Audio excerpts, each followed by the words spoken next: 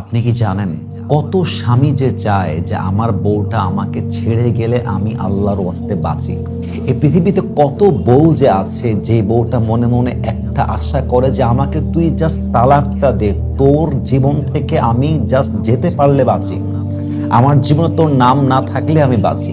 এরকম যে কত স্বামী আছে, কত বউ আছে আমরা জানি না। স্বামী চায় বউ আমাকে ছেড়ে চলে যাক, আমি সবচেয়ে খুশি। বউ চায় আমার স্বামী আমাকে তালাক দিয়ে দিক, আমি হব পৃথিবীর সবচেয়ে বড় সুখী মেয়ে। এরকম সমাজে বাস্তবতা বলেন তো সবাই আজ না নাই? আচ্ছা, কেন হলো এই বাস্তবতা, কেন হলো এই সিচুয়েশন?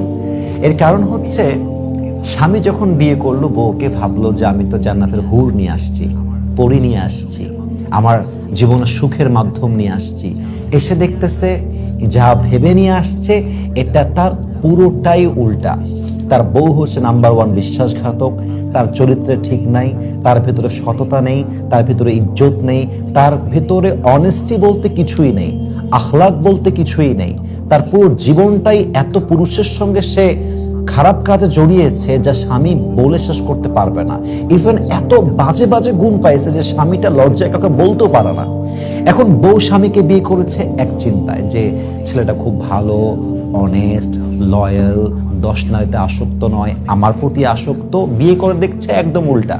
বিয়ে করে বউ দেখতেছে আমার স্বামীটা মানুষের কাতারেই পড়ে না, নেশা করে, পরকিয়া করে, গায়ে হাত তোলে, ব্যবহারটা হচ্ছে কুকুরের মতো ব্যবহার, কথার মধ্যে কোনো নম্রতা নেই, আখলাকের মধ্যে কোনো প্রকার কোনো ভালো গুণ নেই, চরিত্র এত খারাপ যা জবান দিয়ে বলা যায় না।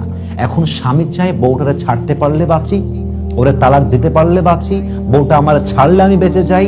বউ চিন্তা করে আমার স্বামীর মতো চরিত্রহীন স্বামী আমাকে তালাক দিলে আমি বেঁচে যাই। আমি কি কথা ভুল বললাম না ঠিক বললাম বলেন?